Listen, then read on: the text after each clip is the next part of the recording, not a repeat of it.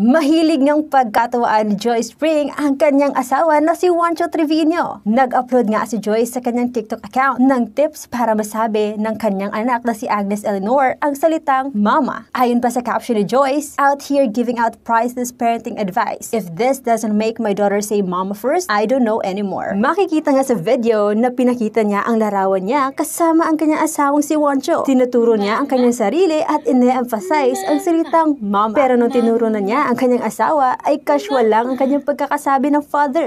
At ine-emphasize niya ang kanyang sarili na mama's husband. Mama's husband. Sa panibagong sequence ng video ay tinuro ni Joyce ang kanyang larawan at sinasabi ang salitang mama. At nang tinuro ni Joyce si Juancho ay sabi niya ay Padre Salvi.